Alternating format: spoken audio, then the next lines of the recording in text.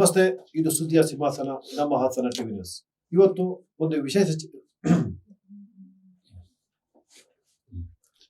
ಒಂದು ವಿಶೇಷ ಚರ್ಚೆಗೆ ಬಂದಿದ್ದಾರೆ ಹಿರಿಯ ಪತ್ರಕರ್ತರಾದಂತಹ ಆರ್.ಪಿ. ವೆಂಕಟೇಶ್ ಮೂರ್ತಿ ಅವರು. ಅವರಿಗೆ ನಾನು ಆತ್ಮೀಯವಾಗಿ ಸ್ವಾಗತವನ್ನು ಬಯಸ್ತೇನೆ. ಹಾಗೆಯೇ ನಮ್ಮ ಜೊತೆ ಇದ್ದಾರೆ ನಮ್ಮ ಹಾಸನ ಟಿವಿಯ MD ತೌಫಿಕ್ ಅಹಮದ್ ರವರು. ಅವ್ರಿಗೂ ಕೂಡ ನಾನು ಆತ್ಮೀಯವಾಗಿ ಸ್ವಾಗತಿಸ್ತೇನೆ. ಈಗಾಗಲೇ ಚುನಾವಣೆ ಕಾವು ದೇಶಾದ್ಯಂತ ಹರಿದಾಡ್ತಾ ಇದೆ. ಯಾವಾಗ ಚುನಾವಣೆ ದಿನಾಂಕ ಘೋಷಣೆ ಆಗುತ್ತೋ ಗೊತ್ತಿಲ್ಲ. ಮತದಾನ ಮಾಡಬೇಕಾಗಿರೋದು ಪ್ರತಿಯೊಬ್ಬ ಭಾರತೀಯ ಮನುಷ್ಯನ ಮತದಾರನ ಅದು ಒಂದು ಕರ್ತವ್ಯನೂ ಕೂಡ ಆಗೋಗಿದೆ. ಅವರು ಮತದಾನ ಮಾಡಲೇಬೇಕು. ಆದ್ರೆ ನಮ್ಮ ಮುಂದೆ ಇರುವಂತಹ ಒಂದು ಪ್ರಶ್ನೆ ಏನಪ್ಪಾ ಅಂದ್ರೆ, ಯಾಕೆ ಮತ ನೀಡಬೇಕು, ಯಾರಿಗೆ ಮತ ನೀಡಬೇಕು, ಏತಕ್ಕಾಗಿ ಮತ ನೀಡಬೇಕು ಅಂತ ಹೇಳಿ ಅಂತ. ಇವತ್ತು ದೇಶದಲ್ಲಿರುವಂತಹ ಪರಿಸ್ಥಿತಿ ಹೇಗಿದೆ ಅಂತ ಹೇಳಿದ್ರೆ, ಒಂದು ಧರ್ಮ ಆಧಾರಿತವಾಗಿ ಮತ ನೀಡಬೇಕಾ, ಅಭಿವೃದ್ಧಿಯ ಪರವಾಗಿ ಮತ ನೀಡಬೇಕಾ, ಅಥವಾ ಇತರೆ ಈ ವಿಷಯಗಳಿಗೆ ನಾವು ಮತ ನೀಡಬೇಕಾ ಅಂತ ಹೇಳಿ. ಇಲ್ಲಿ ಅನೇಕ ವಿಚಾರಗಳು ನಮ್ಮ ಮುಂದಿದ್ದಾವೆ. ಒಂದು ಧರ್ಮದ ಆಧಾರಿತವಾಗಿ ಮತ ಕೇಳುವಂತಹ ರಾಜಕೀಯ ಪಕ್ಷಗಳು ನಮ್ಮ ಜೊತೆ ಇದ್ದಾವೆ. ಇಲ್ಲ ನಾವು ಜಾತ್ಯತೀತರು ಅಂತ ಕೇಳುವಂತ ಮತದಾರರು ಎಲ್ಲರೂ ಇದ್ದಾರೆ. ಆದ್ರೆ ನೈಜವಾಗಿ ಈ ನಮ್ಮ ಭಾರತದಲ್ಲಿ ವಾಸ ಮಾಡ್ತಿರುವಂತ ಎಲ್ಲ ಜೀವ ಸಂಕುಲಗಳಿಗೆ ಸಂಬಂಧಪಟ್ಟಂತೆ, ಈ ಪರಿಸರಕ್ಕೆ ಸಂಬಂಧಪಟ್ಟಂತೆ, ಯುವ ಸಮೂಹಕ್ಕೆ ಸಂಬಂಧಪಟ್ಟಂತೆ, ಸಂಕಷ್ಟದಲ್ಲಿರುವಂತಹ ಸಮೂಹಕ್ಕೆ ಸಂಬಂಧಪಟ್ಟಂತೆ ಯಾವುದೇ ವಿಚಾರಗಳು ಇವತ್ತು ಮತ ಕೊಡುವಂತಹ ಪರಿಸ್ಥಿತಿ ಒಳಗಡೆ ಇಲ್ಲ. ನಮ್ಮ ಮುಂದೆ ಸಮಸ್ಯೆಗಳಿದಾವೆ, ಅದಕ್ಕೆ ಪರಿಹಾರ ಮಾಡ್ಕೊಡ್ತೀವಿ, ನೀವು ನಮಗೆ ಮತ ಕೊಡಿ ಅಂತ ಹೇಳುವಂಥದ್ದು ಯಾವುದೇ ಇಲ್ಲ. ಜನರು ಕೂಡ ಇವ್ರು ಹೇಳ್ತಾ ಇರೋದು ಸುಳ್ಳು ಅಂತ ತಿಳ್ಕೊಂಡು ಸುಳ್ಳನ್ನ ನಂಬಿ ಓಟು ಕೊಡುವಂತ ಪರಿಸ್ಥಿತಿ ಬಂದಿದೆ. ಈ ನಿಟ್ಟಿನಲ್ಲಿ ಒಂದು ವಿಶೇಷ ಚರ್ಚೆ ಮಾಡ್ತಿದ್ದೀವಿ. ಈ ನಮ್ಮ ದೇಶದ ರಾಜಕೀಯ ಪರಿಸ್ಥಿತಿ ಯಾವ ರೀತಿ ಇದೆ ಅಂತ ಹೇಳಿ. ನಾನು ಮೊದಲಿಗೆ ನಮ್ಮ ಆರ್.ಪಿ. ವೆಂಕಟೇಶ್ ಮೂರ್ತಿ ಅಂತ ಕೇಳ್ತೀನಿ. ಈಗಿರುವ ರಾಜಕೀಯ ಪಕ್ಷಗಳನ್ನು ನೋಡಿಕೊಂಡು ಮತದಾರ ಯಾರಿಗೆ, ಹೇಗೆ, ಏನಕ್ಕೆ ಓಟ್ ಕೊಡ್ಬೇಕು ಅಂತ. ಇದು ಬಹಳ ಒಳ್ಳೆ ಪ್ರಶ್ನೆ ಇದು. ನೋಡಿ, ಇವತ್ತು ನಮ್ಮ ಮುಂದೆ BJP ಇದೆ. BJP ಇವತ್ತು ದೊಡ್ಡ ಪ್ರಮಾಣದಲ್ಲಿ ಬೆಳೆದಿದೆ. ಅದು 91ರ ಹೊತ್ತಿನಲ್ಲಿ ಬಹಳ ಕಡಿಮೆ ಸಂಖ್ಯೆಯಲ್ಲಿದ್ದಂಥ BJP ಇವತ್ತು ದೊಡ್ಡ ಪ್ರಮಾಣದಲ್ಲಿ ಬೆಳೆದು ಸ್ವತಂತ್ರವಾಗಿ ಲೋಕಸಭೆಯಲ್ಲಿ ಬಹುಮತ ಪಡೆಯುವ ಹಂತಕ್ಕೆ ಬೆಳೆದು ನಿಂತಿದೆ. ಇನ್ನೊಂದು ಕಡೆ ಕಾಂಗ್ರೆಸ್ ಒಂದು ಏನು ಇಂಡಿಯಾ ಅಂತ ಒಂದು ಮೈತ್ರಿಕೂಟವನ್ನು ಮಾಡಿಕೊಂಡು ಅದು ದಿನದಿನಕ್ಕೆ ದುರ್ಬಲಗೊಳ್ಳೋ ಥರದ ಒಂದು ವಾತಾವರಣ ಸೃಷ್ಟಿಯಾಗಿದೆ. ಒಂದು BJP ಮೈತ್ರಿಕೂಟ, ಇನ್ನೊಂದು ಕಾಂಗ್ರೆಸ್ ಮೈತ್ರಿಕೂಟ. ಅದು ಈಗ BJP ಒಂದು ರೀತಿಯಲ್ಲಿ ಅಡ್ವಾಂಟೇಜ್ ಪರಿಸ್ಥಿತಿನಲ್ಲಿದೆ. ಅವ್ರಿಗೆ ಮುಖ್ಯವಾಗಿ ಈಗ ಮೋದಿ ನಾಯಕತ್ವವನ್ನೇ BJP ಒಟ್ಟು ಮೈತ್ರಿಕೂಟ ಅವಲಂಬಿಸ್ಕೊಂಡಿರುವಂಥದ್ದು. ಆಮೇಲೆ ವಿರೋಧಿ ರಾಜಕಾರಣ ಮಾಡೋಕ್ಕಾಗಲ್ಲ ಅನ್ನೋ ಥರದಲ್ಲಿ ಮನಸ್ಥಿತಿ ಒಳಗಡೆ ನೋಡಿ, ಇತ್ತೀಚೆಗೆ ಬಿಹಾರದ ಮುಖ್ಯಮಂತ್ರಿ ಅವ್ರು ಯಾರು ಪಾರ್ಲಿಮೆಂಟ್ ಇದು ಮುಂದಿನ ಲೋಕಸಭಾ ಚುನಾವಣೆಯಲ್ಲಿ ಈ ವಿರೋಧ ಪಕ್ಷಗಳ ಮೈತ್ರಿಕೂಟದ ಪ್ರಧಾನಿ ಅಭ್ಯರ್ಥಿ ಅಂತೇಳಿ ಬಿಂಬಿಸ್ತಾ ಇದ್ರು ಸ್ವಲ್ಪ ಆಂತರಿಕವಾಗಿ. ಅವರೇನೆ ಬಿಟ್ಟು BJP ಹೋಗುವಂಥ ಪರಿಸ್ಥಿತಿ ಬಂತು. ಹಾಗಾಗಿ ದೊಡ್ಡ ಹಿನ್ನಡೆ ಆಗಿದೆ. ಮತ್ತು ನೋಡಿ, ಮಹಾರಾಷ್ಟ್ರದಲ್ಲಿ ಈಗ ದೊಡ್ಡ ಶಕ್ತಿ ಇವರು ಶರದ್ ಪವಾರ್, ಅವ್ರ ಪಕ್ಷ ವಿಭಜನೆ ಆಯಿತು. ಇವರು ಅಜಿತ್ ಪವಾರ್ ಅವರು ಯಾರು ವಿಭಜನೆ ಮಾಡ್ಕೊಂಡು ಹೋದ್ರು ಅವರೇ ನಿಜವಾದಂಥ ಪಕ್ಷ. ಅವರು ಇಂಡಿಯನ್ ಅವರ ಪಕ್ಷದ ನ್ಯಾಷನಲ್ ಕಾಂಗ್ರೆಸ್ ಪಕ್ಷದ ಅಧಿಕೃತ ಅಂತೇಳಿ ಅವರ ಚಿಹ್ನೆ ಕೂಡ ಅವರಿಗೆ ಕೊಡುವಂಥ ಕೆಲಸ ಆಗಿದೆ. ಶಿವಸೇನೆ ದೊಡ್ಡ ಪ್ರಮಾಣದಲ್ಲಿ ಒಡೆದೋಗಿದೆ. ಇದು ಒಂದು ಕಡೆ. ಇದು BJP ಅವರು ಮೋದಿಯನ್ನ ದೊಡ್ಡ ಪ್ರಮಾಣದಲ್ಲಿ ನಂಬಿಕೊಂಡಿದ್ದಾರೆ. ಇನ್ನೊಂದು ಮತ ವಿಭಜನೆ, ಮತ ಆಧಾರಿತವಾದಂಥ ವಿಭಜನೆ. ಇಡೀ ಭಾರತದ ಸಮಾಜವನ್ನ ವಿಭಜನೆ ಮಾಡಿ ಅದು ಕೋಮು ಧ್ರುವೀಕರಣ ಮಾಡುವಂಥ ಕೆಲಸವನ್ನು BJP ಬಹಳ ಪರಿಣಾಮಕಾರಿಯಾಗಿ ಮಾಡ್ತಾ ಬಂದಿದೆ. ಅದು ವಿಶೇಷವಾಗಿ ಇತ್ತೀಚೆಗೆ ಏನು ಬಾಲರಾಮನ ಒಂದು ಇದನ್ನು ಉದ್ಘಾಟನೆ ಮಾಡೋದ್ರ ಮುಖಾಂತರ, ಅದು ಪ್ರಾಣ ಪ್ರತಿಷ್ಠಾಪನೆ ಮಾಡೋದ್ರ ಮುಖಾಂತರ ದೊಡ್ಡ ಪ್ರಮಾಣದಲ್ಲಿ ಹಿಂದೂ ಮತದಾರರನ್ನ ಬೆಳೆದೆಬ್ಬಿಸುವಂಥ ಭಾವನಾತ್ಮಕವಾಗಿ ಅವ್ರನ್ನ ಸೆಳೆಯುವಂಥ ಒಂದು ಕೆಲಸವನ್ನ ಮಾಡ್ಕೊಂಡು ಬಂದಿದ್ದಾರೆ. ಹಾಗಾಗಿ ಒಂದು ಧ್ರುವೀಕರಣ ಆಗುತ್ತೆ, ಧ್ರುವೀಕರಣ ಆಗುವಂಥ ಒಂದು ವಾತಾವರಣ ನಿರ್ಮಾಣ ಆಗಿದೆ. ಅದು ಒಂದು. ಆದರೆ ಇನ್ನೊಂದು ರಿಯಾಲಿಟಿನಲ್ಲಿ ಏನಾಗ್ತಾ ಇದೆ ಅನ್ನೋದು ದೊಡ್ಡ ಪ್ರಶ್ನೆ ಇದೆ. ನಮ್ಮ ಮುಂದೆ ದೊಡ್ಡ ದೊಡ್ಡ ಸಮಸ್ಯೆಗಳಿದೆ. ಈಗ ರೈತರ ಸಮಸ್ಯೆ ಚಿಂತಾಜನಕ ಪರಿಸ್ಥಿತಿ ಆಗ್ತದೆ. ತುಂಬ ಹವಾಮಾನ ವೈಪರೀತ್ಯ ಆದ ನಂತರ ಅಂತೂ ನೋಡಿ, ಟೊಮೆಟೊ ಬೆಲೆ ನಾವು ಹಿಂದೆಂದು ಕಾಣದಷ್ಟು 200-250 ರೂಪಾಯಿ kg ಹೋಯ್ತು. ನಾವು ಯಾವತ್ತೂ ನೋಡಿಲ್ಲ. ಕಾರಣನೇ ಮುಖ್ಯವಾಗಿ ಅತಿವೃಷ್ಟಿ. ಇದು ಹವಾಮಾನ ವೈಪರೀತ್ಯದ ಫಲ. ಈಗ ನೋಡಿ ಮೊನ್ನೆ ಬೆಳ್ಳುಳ್ಳಿ 1 kg 400 ರೂಪಾಯಿ ಆಗಿದೆ. 1 kg ಬೆಳ್ಳುಳ್ಳಿ ನಾನು ಹಿಂದೆಂದು ನಾವು ನೋಡಿರ್ಲಿಲ್ಲ. ಅಂದ್ರೆ ಆ ತರ ದೊಡ್ಡ, ಅದು ಮೊದಲು ರೈತರಿಗೆ ತೊಂದರೆ ಆಗುತ್ತೆ, ಆನಂತರ ಗ್ರಾಹಕರು ಇದಾಗ್ತಾ ಇರುತ್ತೆ. ಇದ್ರ ಬಗ್ಗೆ ದೊಡ್ಡ ಚರ್ಚೆ ಆಗ್ತಾ ಇಲ್ಲ. ದೇಶದ ಇಡೀ ಪ್ರಪಂಚದಲ್ಲೇ ಬಹಳ ದೊಡ್ಡ ಪ್ರಶ್ನೆ ಇದು.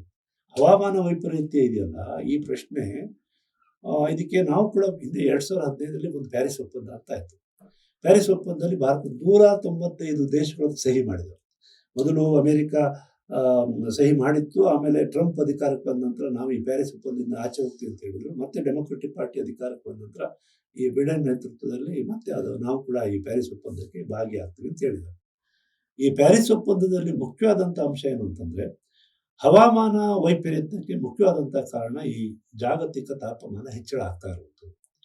ಈ ಜಾಗತಿಕ ತಾಪಮಾನ ಹೆಚ್ಚಳಕ್ಕೆ ಮುಖ್ಯವಾದ ಕಾರಣ ಏನಂತಂದ್ರೆ ನಮ್ಮ ಈ ಹಸಿರು ಮನೆ ಅನಿಲಗಳು ಅಂತ ಹೇಳ್ತಾರೆ. ಈಗ ಇಂಗಾಲಾಮ್ಲ ಮತ್ತು ಮೀಥೇನ್, ಬೇರೆ ಈ ಥರದ್ದು ಕೆಲವಾರು ಇವುಗಳಿದೆ. ಅದರ ಪರಿಣಾಮವಾಗಿ ಹವಾಮಾನದಲ್ಲಿ ಏರ್ಪೇರ್ ಆಗಲಿಕ್ಕೆ ಮತ್ತು ಈ ಜಾಗತಿಕ ತಾಪಮಾನ ಹೆಚ್ಚಳ ಆಗಲಿಕ್ಕೆ ಮುಖ್ಯವಾದಂಥ ಕಾರಣ ಈ ಹಸಿರು ಮನೆ ಅನಿಲಗಳನ್ನು ನಾವು ತಗ್ಗಿಸ್ಬೇಕು ಅನ್ನುವ ಒಂದು ಒಪ್ಪಂದ. ಅದಕ್ಕೆ ಭಾರತ ಕೂಡ ಸಹಿ ಮಾಡಿದ. ಇಷ್ಟು ದೊಡ್ಡ ಪ್ರಶ್ನೆ ಎಲ್ಲಿ ವಿಜ್ಞಾನಿಗಳು ಏನ್ ಮಾತಾಡ್ತಿದ್ದಾರೆ ಅಂತಂದ್ರೆ, ಕೆಲವೇ ದಶಕಗಳಲ್ಲಿ ಈ ತಾಪಮಾನ ಏರಿಕೆ ಈ ಪ್ರಮಾಣ ಇದೇ ತರ ಮುಂದುವರೆದ್ರೆ, ಈಗ 2 ಶತಮಾನಗಳ ಹಿಂದೆ ಯಾವಾಗ ಈ ಕೈಗಾರಿಕಾ ಕ್ರಾಂತಿ ಆಯಿತು, ಆ ನಂತರ ಅವತ್ತೇನು ತಾಪಮಾನ ಇತ್ತು, ಭೂಮಿಯ ಒಂದು ಸರಾಸರಿ ತಾಪಮಾನ ಅವತ್ತಿನಿಂದ ಇವತ್ತಿಗೆ 1.7 ಸೆಲ್ಸಿಯಸ್ ಜಾಸ್ತಿ ಆಗಿದೆ. 2 ಶತಮಾನಗಳು ಹಿಂದೆಂದೂ ಕೂಡ ಈ ರೀತಿ ಏರಿಕೆ ಆಗಿಲ್ಲ. ಕಳೆದ 50 ವರ್ಷಗಳಲ್ಲಂತೂ ತುಂಬಾ ವಿಪರೀತ ಏರಿಕೆ ಆಗ್ತದೆ.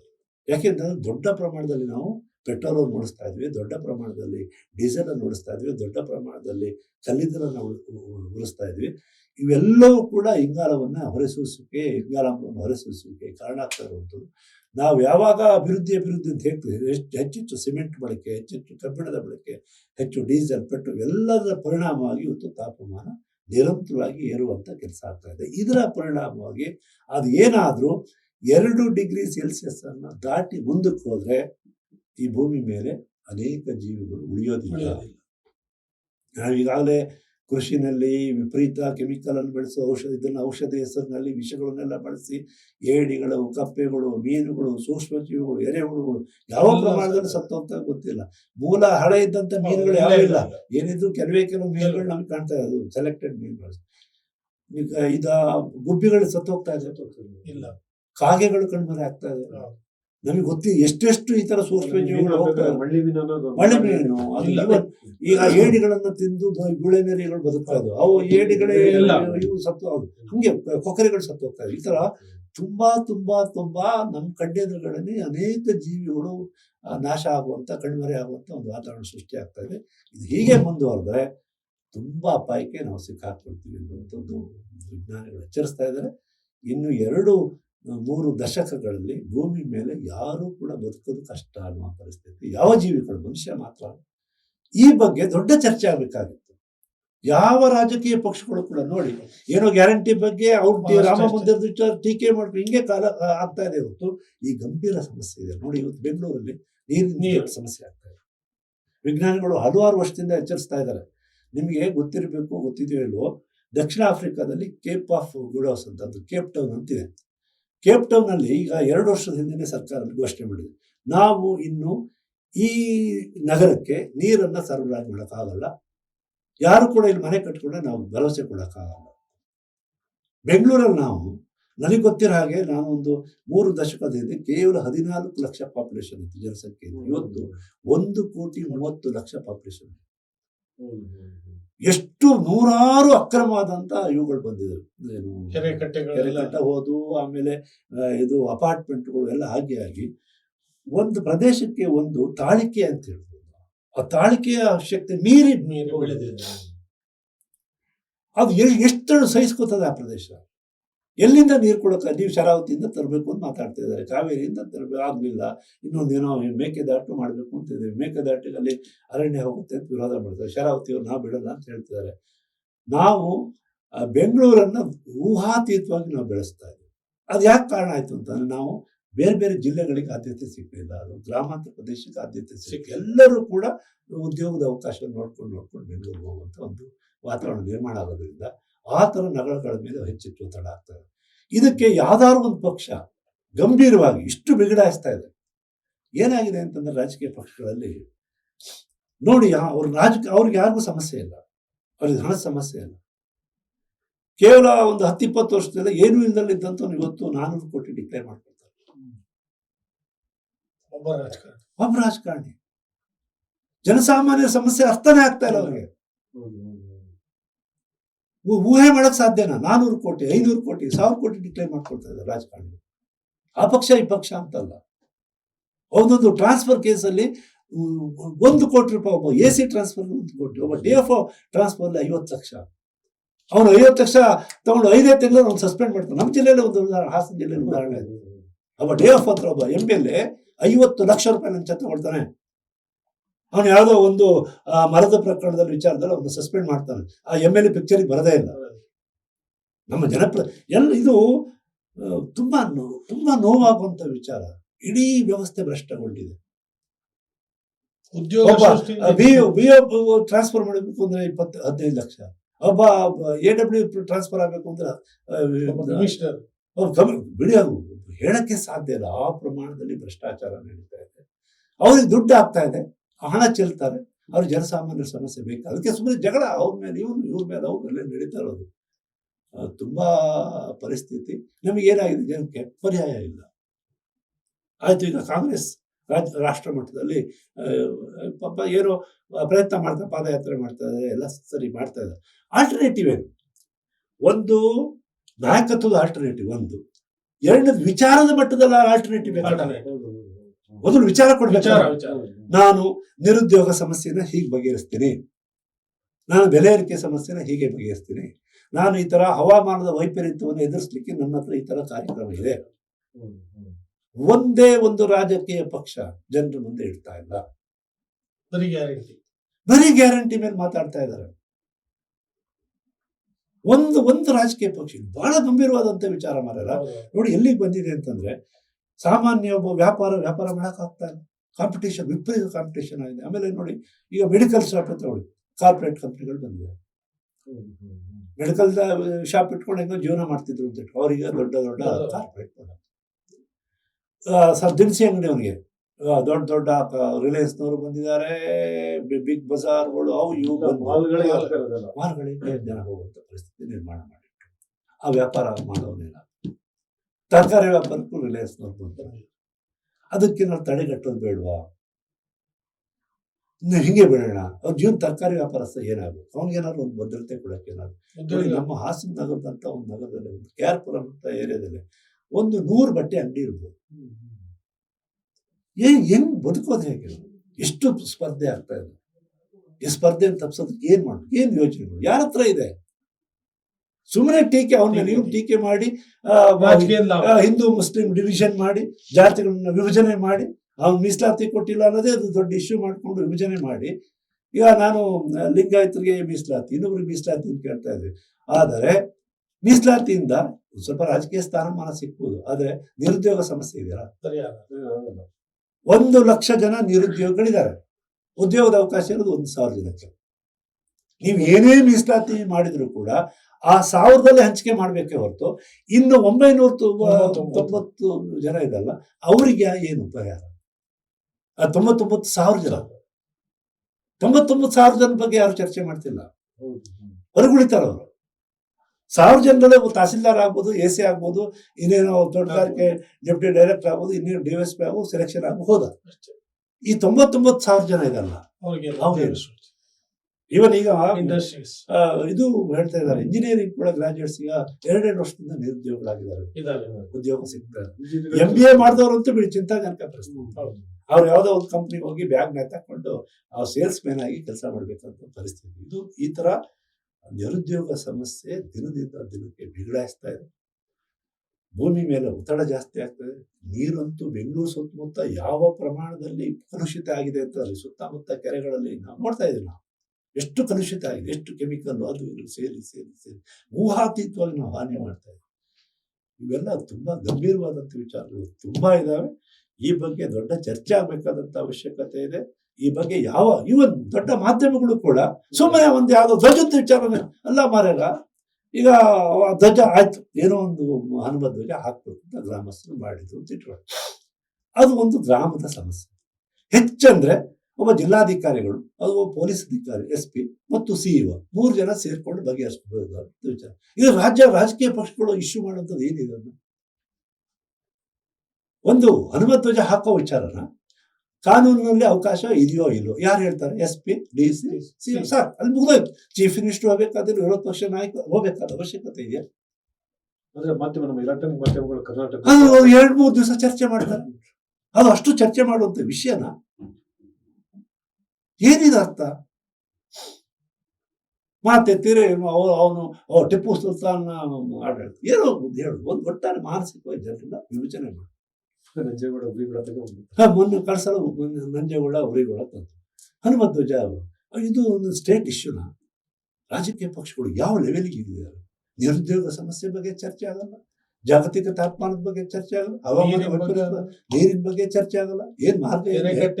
ಕೆರೆ ಕಟ್ಟೆಗಳು ಒಳಗೋಗ್ತಾ ಇದೆ, ನದಿಗಳಿಗೆ ಬತ್ತಿ ಹೋಗ್ತಾ ಇದೆ. ಯಾವ್ದ್ರ ಬಗ್ಗೆನೂ ಚರ್ಚೆ ಆಗ್ತದೆ. ಭ್ರಷ್ಟಾಚಾರ ವಿಪರೀತ ಜಾಸ್ತಿ ಆಗ್ತದೆ. ಯಾವ್ದ್ರ ಬಗ್ಗೆ ಚರ್ಚೆ ಆಗಲ್ಲ. ಮಾಧ್ಯಮಗಳು ಕೂಡ ಎಷ್ಟು ಹೊಣೆಗೋಡಿಯಾಗಿ ನಡ್ಕೊಳ್ತಾ ಇದ್ದೇವೆ ಅಂತ ನಾಚಿಕೆ ಆಗುತ್ತೆ. ನಾನೊಬ್ಬ ಮಾಧ್ಯಮದಿಂದ ಬಂದಂತವನು, ಅರೇ ಅರೇ ಬಿಡ್ರಿ, SP ಮಂಡ್ಯ ಜಿಲ್ಲೆ SP ಇದಾರೆ, DC ಇದಾರೆ, ನೋಡ್ಕೊಳ್ರಿ, ತಿಳ್ಬೇಕ್ರಿ. ಅದು ಏನ್ ಚರ್ಚೆ ಮಾಡ್ತೀಯ ನೀನು ಕೂತ್ಕೊಂಡು? ಪ್ಯಾನಲ್ ಡಿಸ್ಕಷನ್ ಅಂತ. ಅದು ಏನ್ ದೊಡ್ಡ ದೊಡ್ಡ ದೊಡ್ಡ ಭಾವಾವೇಶದಲ್ಲಿ ಚರ್ಚೆ ಮಾಡ್ತಾ ಹೋಗ್ತಾರೆ. ಯಾವ್ದ್ರ ಬಗ್ಗೆ ನಾವು ಚರ್ಚೆ ಮಾಡ್ಬೇಕಾಗಿದೆ?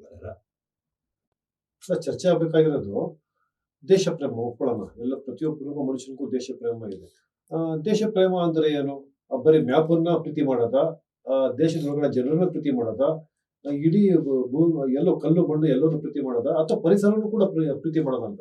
ಈಗ ವಿದೇಶದಿಂದ ಹೊರದೇಶದಿಂದ ಯಾರೋ ಬಂದು ದೇಶದ ದಾಳಿ ಮಾಡಿ ದೇಶ ನಾಶ ಮಾಡ್ತಾರೆ ಅನ್ನೋದಕ್ಕಿಂತಲೂ ಕೂಡ ನಾವೇ ಕೈಯಾರೆ ಈ ರೀತಿ ಪರಿಸರ ಹಾಳು ಮಾಡ್ಕೊಂಡು, ಪರಿಸರದ ಜೊತೆ ಏನು ನಾವು ಗುದ್ದಾಡ್ಕೊಂಡು ರೋಗ ಹಚ್ಚಿ ಇಡೀ ಒಳಗಡೆ ವ್ಯವಸ್ಥೆ ಎಲ್ಲ ಕೆಡಿಸುವಂತ ಪರಿಸ್ಥಿತಿ ಉದ್ಭವ ಮಾಡೋದಿದೆಯಲ್ಲ, ಅದ್ರ ಬಗ್ಗೆ ಜಾಗೃತಿ ಪಡಿಸಿ ದೇಶ ಪ್ರೇಮ ಅಂದ್ರೆ ಒಂದು ಒಳ್ಳೆ ಸಮಾಜನ ನಿರ್ಮಾಣ ಮಾಡೋದು, ಪರಿಸರವನ್ನು ಕೂಡ ನಿರ್ಮಾಣ ಮಾಡೋದು, ಅದ್ರ ಬಗ್ಗೆ ಚರ್ಚೆ ಮಾಡೋದಿಲ್ಲ, ಹೇಳೋದಿಲ್ಲ ಯಾರು.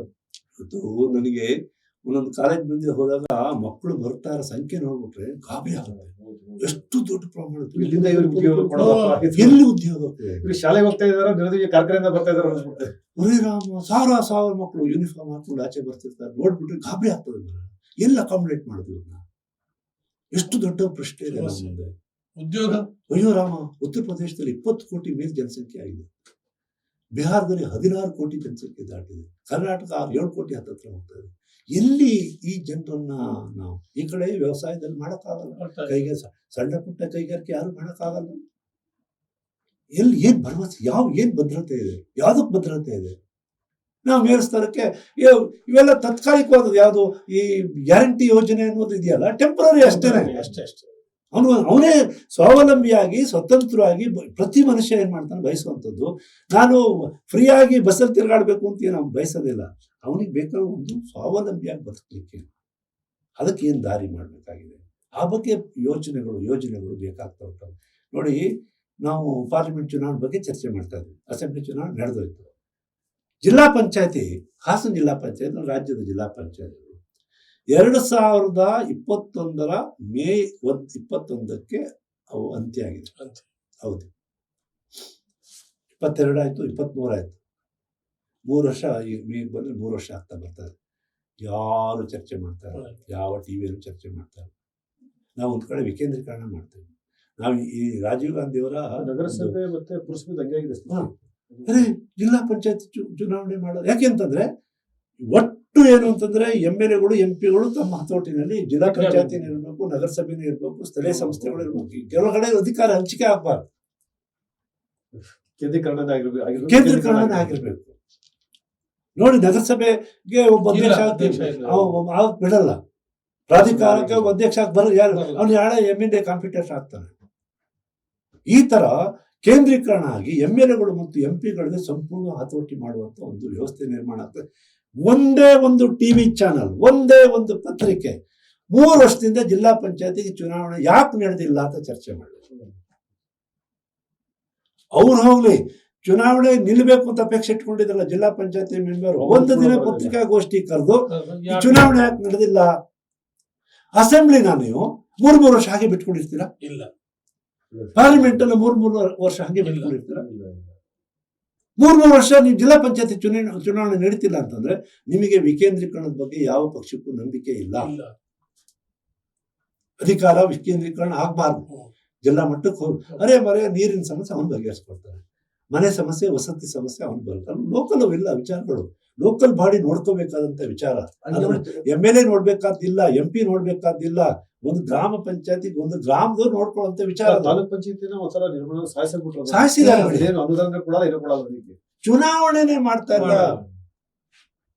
ಅಟ್ಲೀಸ್ಟ್ ಒಂದು ಜಿಲ್ಲಾ ಪಂಚಾಯತಿ ಇದ್ರೆ ಒಂದು ಡಿಬೇಟ್ ಆದ್ರೂ ನಡೀತದೆ, ಜಿಲ್ಲೆಯ ಸಮಸ್ಯೆಗಳ ಬಗ್ಗೆ ಎಲ್ಲ ಸಮಸ್ಯೆ ಗುರುತಿಸ್ಬೋದು. ಆ ಲೋಕಲ್ ಲೀಡರ್ಗೆ ಅದು ಹೆಚ್ಚು ಪರಿಚಯ ಇರುತ್ತೆ.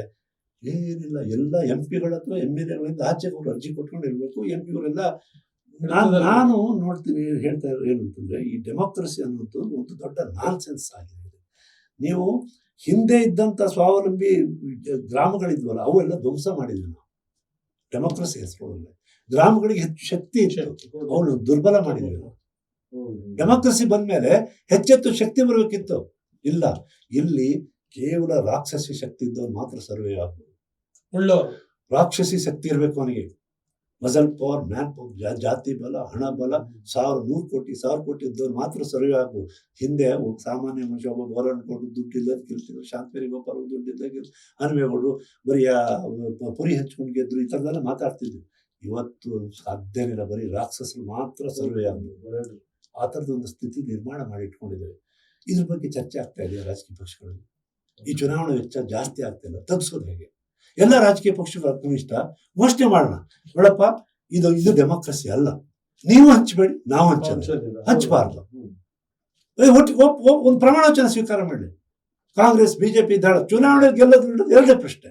ನಿಮ್ಮ ವಿಚಾರದ ಮೇಲೆ, ನಿಮ್ಮ ಇದ್ರ ಮೇಲೆ ಇದು ಏನ್ ಮಾರ್ಯ, ನೀನು ದುಡ್ಡು ಜನರನ್ನ ಭ್ರಷ್ಟಗೊಳಿಸೋದು. ಕೋತಿ ತಾನು ಕೇಳೋದಲ್ಲದೆ ವನ ಅಂತ ಹೇಳೋದು. ಹಾಗೆ ಇವನು ಭ್ರಷ್ಟಾಚಾರ ಮಾಡ್ಕೊಂಡು ಇವನಿಗೊಂದು ಇದಕ್ಕೆ ಜನರನ್ನೇ ಭ್ರಷ್ಟ ಮಾಡ್ಕೊಡೋದು. ಇಲ್ಲ, ಸಮಾವೇಶಗಳ ಅಗತ್ಯನೇ ಇಲ್ಲ. ಮೊದಲು ಮೀಡಿಯಾಗಳಿತ್ತಿಲ್ಲ, ವಾಟ್ಸಪ್ ಇತ್ತ, ಫೇಸ್ಬುಕ್ ಇತ್ತಿಲ್ಲ, ಇನ್ಸ್ಟಾಗ್ರಾಮ್ ಇತ್ತಿಲ್ಲ, ಟಿವಿಗಳಿತ್ತಿಲ್ಲ, ಚಾನೆಲ್ಗಳಿತ್ತು, ಏನು ಇತ್ತಿಲ್ಲ. ಜನಗಳನ್ನ ಎಲ್ಲ ತಂದು ಸೇರಿಸಿ ಅವರಿಗೆ ನಮ್ಮ ವಿಚಾರಗಳನ್ನ ಹೇಳ್ಬೇಕಾಯ್ತು.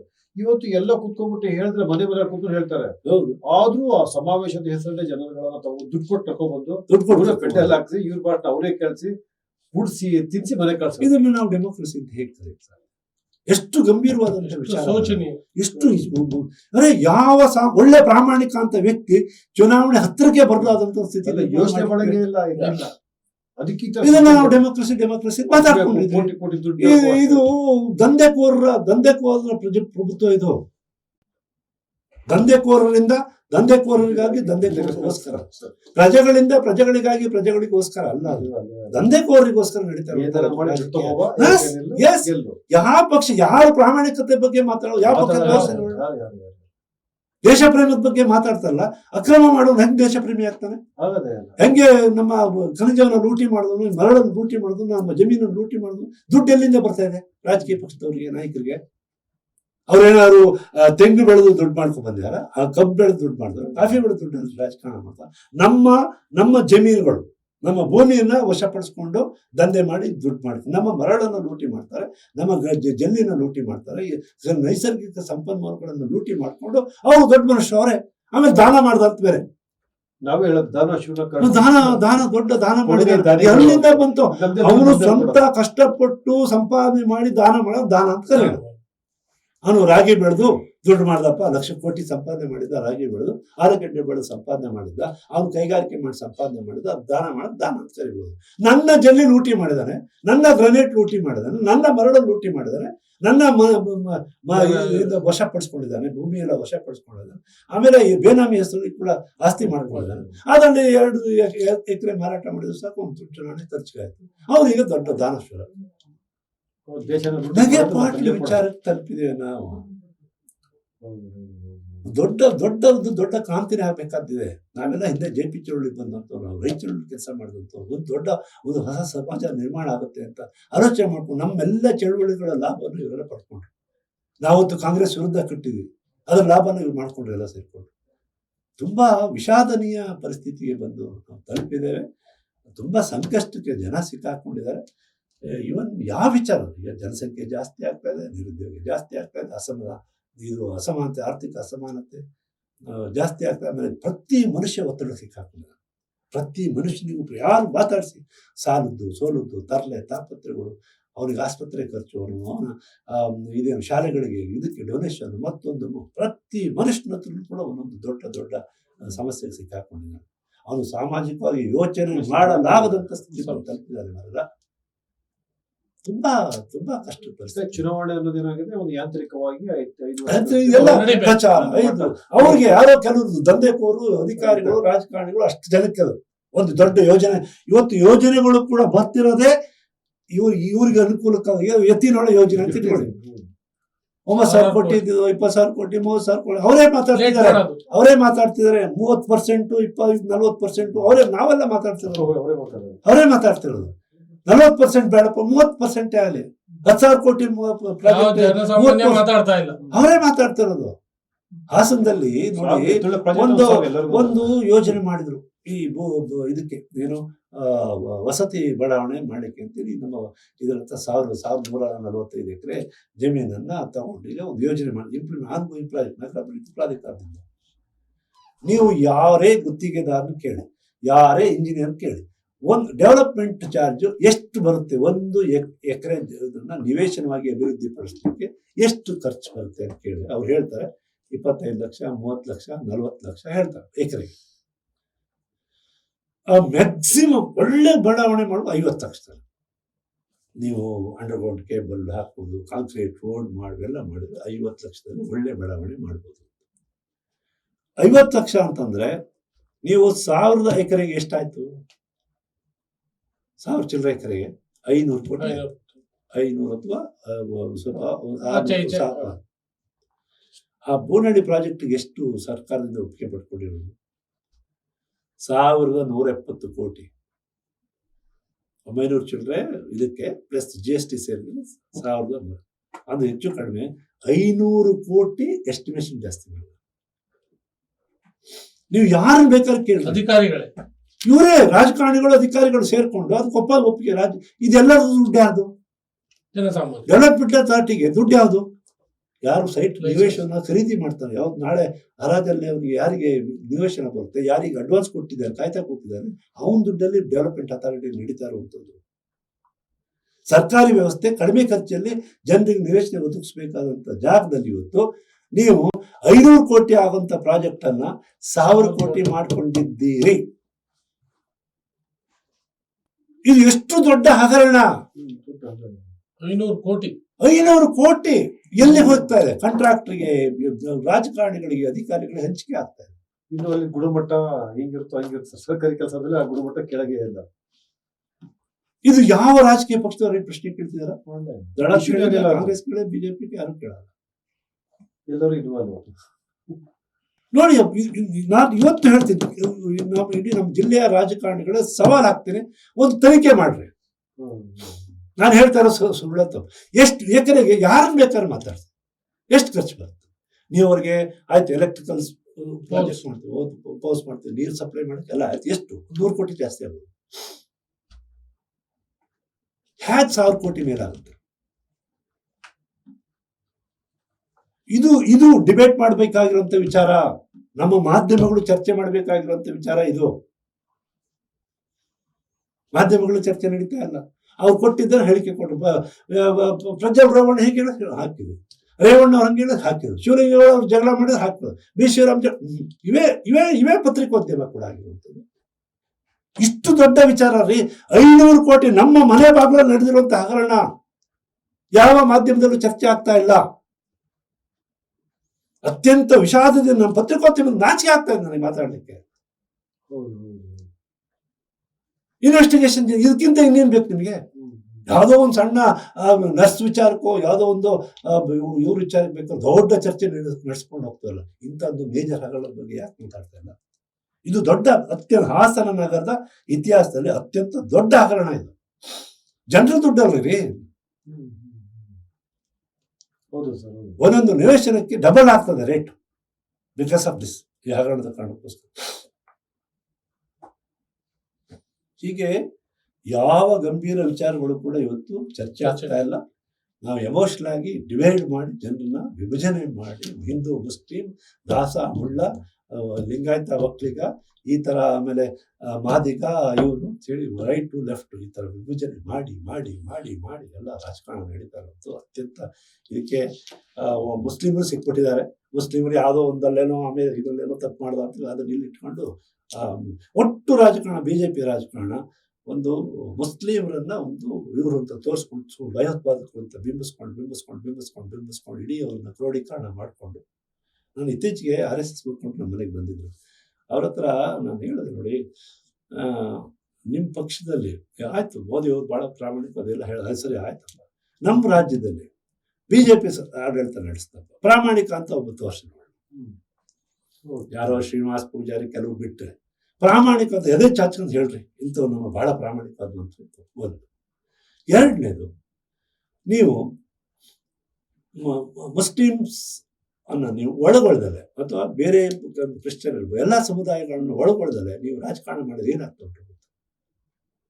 ನೀವು MLA ಟಿಕೆಟ್ ಕೊಡಲ್ಲ, MP ಟಿಕೆಟ್ ಕೊಡಲ್ಲ.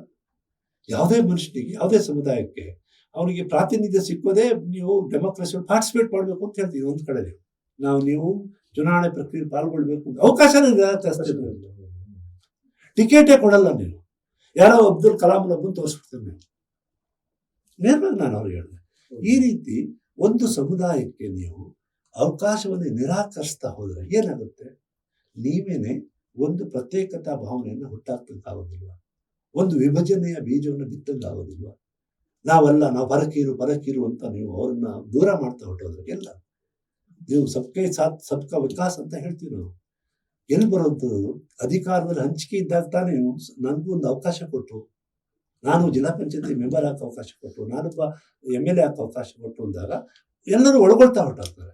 ದೇಶವನ್ನು ಕಟ್ಟುವಂಥದ್ದು ಆ ಒಳಗೊಳ್ಳುವಿಕೆ ಮುಖಾಂತರ, ನಿರಾಕರಿಸೋದ್ರ ಮುಖಾಂತರ ದೇಶಕ್ಕೆ ವಿಭಜನೆ ಮಾಡಿದಂಗೆ ಆಗುತ್ತೆ. ಏನು ಅದು ನಾನು ಈ ಪ್ರಶ್ನೆ ನಮ್ಮ ಹತ್ರ ಉತ್ತರ ಇಲ್ಲ ಅಂತ ಹೇಳಿ ಅವ್ರ ಇದನ್ನ ನೇರವಾಗಿ RSS ಮುಖಂಡರ ಹತ್ರನೂ ನಾನು ಮಾತಾಡುವಂಥ ವಿಚಾರ ಇದೆ. ತುಂಬ ಅಪಾಯಕಾರಿಯಾದಂಥ ರಾಜಕಾರಣವನ್ನು ನಾವು ಮಾಡ್ತಾ ಇದ್ದೀವಿ. ಒಳ್ಳೆಯದಲ್ಲ. ಮನಸ್ಸಲ್ಲಿ ನಾವೇನೇ ಒಂದು ಪ್ರತ್ಯೇಕತಾ ಬೀಜವನ್ನು ಬಿತ್ತಿ ನಾಳೆ ಅವನು ಭಯೋತ್ಪಾದಕ ಅಂತ ಅವನು ಸೃಷ್ಟಿ ಮಾಡೋದು, ಅವನ ಮೇಲೆ ಫೈಟ್ ಮಾಡ್ತೀವಿ ಅಂತೇಳಿ ಪೊಲೀಸು ಸೈನ್ಯ ಅದಕ್ಕೆ ದೊಡ್ಡ ಖರ್ಚು.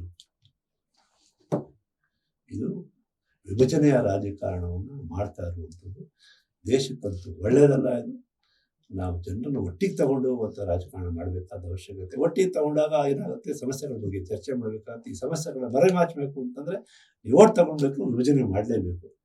ನಮ್ಮ ದೇಶದಲ್ಲಿ ಇದು ಅತ್ಯಂತ ದೌರ್ಭಾಗ್ಯದ ರಾಜಕಾರಣ ನಡೀತಾ ಇದೆ. ವಿಭಜನೆ ಮಾಡಿ ನಾವು ತುಂಬ ಸಾಮಾಜಿಕವಾಗಿ ಎಲ್ಲದರಲ್ಲೂ ಕೂಡ ತುಂಬ ಹಿನ್ನಡೆ. ಇದು ಪ್ರಪಂಚದ ಮಟ್ಟದಲ್ಲಿ ನೋಡಿ, ನಾವು ಇವತ್ತೇನು ಮಾತಾಡ್ತಾ ಇದ್ದೀವಿ ಅಂತಂದರೆ, ನಾವು ಪ್ರಪಂಚದಲ್ಲಿ ಅತ್ಯಂತ ಇದರಲ್ಲಿ ಎಕಾನಮಿನಲ್ಲಿ ಆರ್ಥಿಕತೆಯಲ್ಲಿ 4ನೇ ಸ್ಥಾನ 5ನೇ ಸ್ಥಾನಕ್ಕೆ ಬರ್ತಾ ಇದೀವಿ ಅಂತ ಹೇಳ್ಕೊಳ್ತಾ ಇದ್ವಿ. 5ನೇ ಸ್ಥಾನಕ್ಕೆ ಬರ್ತಾ ಇದೀವಿ ಅಂತ ಹೇಳ್ಕೊಳ್ತಾರೆ. ಆದರೆ GDP ಲೆವೆಲ್ ಪರ್ ಕ್ಯಾಪಿಟ ಪ್ರತಿ ಮನುಷ್ಯನ ಆದಾಯದ ಲೆಕ್ಕದಲ್ಲಿ ನಾವು 140ನೇ ಸ್ಥಾನದಲ್ಲಿದ್ದೀವಿ. 200 ದೇಶಗಳಲ್ಲಿ ನಾವು 130-140 ಸ್ಥಾನದಲ್ಲಿದ್ದೀವಿ. ನಾವು ಬಡತನದಲ್ಲಿ ಆ ಮಟ್ಟದಲ್ಲಿದ್ದೀವಿ. ನಾವು ಹೆಮ್ಮೆ ಪಡುವಂಥ ಸ್ಥಿತಿನಲ್ಲಿಲ್ಲ. ನಾವು ನಮ್ಮ ಪಕ್ಕದ ಭೂತಾನಿಗಿಂತ ನಮ್ಮದು ಇದ್ರಲ್ಲಿ ಕಡಿಮೆ ಇದೆ. ನಮ್ಮದು ಮಾಲ್ಡೀವ್ಸ್ಗಿಂತ ಕಡಿಮೆ ಇದೆ. ಶ್ರೀಲಂಕಾ ಇವತ್ತೇನಾಗಿದೆ ಗೊತ್ತಿಲ್ಲ. ಶ್ರೀಲಂಕಾದ ಕೆಲವು ವರ್ಷಗಳ ಹಿಂದೆ ಭಾರತಕ್ಕೆ ಆದಾಯ ಏನು ತಲಾ ಆದಾಯ ಇತ್ತಲ್ಲ, ಶ್ರೀಲಂಕಾದ ಜಾಸ್ತಿ ಇತ್ತು. ಬಾಂಗ್ಲಾ ಪಾಕಿಸ್ತಾನ ನಮಗಿಂತ ಕಡಿಮೆ ಇದೆ. ಶ್ರೀಲಂಕಾ ನಮಗಿಂತ ಜಾಸ್ತಿ ಇತ್ತು. ಭೂತಾನ್ ನಮಗಿಂತ ಜಾಸ್ತಿ ಇತ್ತು. ಮಾಲ್ಡೀವ್ಸ್ ನಮಗಿಂತ ಜಾಸ್ತಿ ಇತ್ತು. ಮಾಲ್ಡೀವ್ಸ್ ಈಗಲೂ ಜಾಸ್ತಿ. GDP ಪರ್ ಕ್ಯಾಪಿಟ ಅಂತ ಹೇಳಿ ಪರ್ ಪರ್ಸನ್ ತಲಾ ಆದಾಯ, ವ್ಯಕ್ತಿಯ ತಲಾ ಆದಾಯ. ಓಕೆ ಸರ್, ಬಹಳಷ್ಟು ಮಾತಾಡಿದ್ದೀವಿ. ಇದು ಇಂಥ ವಿಚಾರಗಳ ಬಗ್ಗೆ ಚರ್ಚೆ ಆಗಬೇಕಾದ್ರೆ ರಾಜಕೀಯ ಪಕ್ಷಗಳು ಚರ್ಚೆ ಮಾಡಲಿಕ್ಕೆ ಹೋಗ್ತಾ ಇಲ್ಲ. ಅದು ನಮಗೆ ಇವತ್ತಾದ್ರೂ ಈ ಬಗ್ಗೆ ಹೆಚ್ಚು ಗಮನ ಕೊಡಬೇಕು. ನಿಮ್ಮ ಮೀಡಿಯಾ ಮುಖಾಂತರ ಆದ್ರೂ ಒಂದು ಸ್ವಲ್ಪ ಚರ್ಚೆ ಶುರುವಾಗಿದ್ದಕ್ಕೆ, ಅದಕ್ಕೊಂದು ಅವಕಾಶ ಮಾಡಿದ್ದಕ್ಕೆ ತಮಗೆ ಧನ್ಯವಾದ. ನಮ್ಮ ಜೊತೆ ಬಹಳಷ್ಟು ಹಿರಿಯ ಪತ್ರಕರ್ತರಾದ ಆರ್ ಪಿ ವೆಂಕಟೇಶ್ ಮೂರ್ತಿ ಅವರು ಮಾತನಾಡಿದ್ದಾರೆ. ಈ ದೇಶದಲ್ಲಿ ಇಶ್ಯೂಗಳು ಒಬ್ಬ ಮತದಾರ ಮತ ನೋಡೋದಕ್ಕೆ ಏನೇನು ಇಶ್ಯೂಗಳಾಗಬೇಕಾಯ್ತು ಅದನ್ನು ಇಟ್ಕೊಂಡು ಮತ ಕೊಡ್ಬೇಕಾಯ್ತು, ಆದ್ರೆ ಆಗ್ತಾ ಇರೋದು ಬೇರೆ ಅಂತ ಬಹಳಷ್ಟು ಚರ್ಚೆ ಮಾಡಿದ್ದಾರೆ. ಮತ್ತೆ ಮುಂದೆ ಬೇರೆ ವಿಷಯದೊಂದಿಗೆ ಜೊತೆ ಬರ್ತೀವಿ. ಎಲ್ಲರಿಗೂ ನಮಸ್ಕಾರ. ನಮಸ್ತೆ.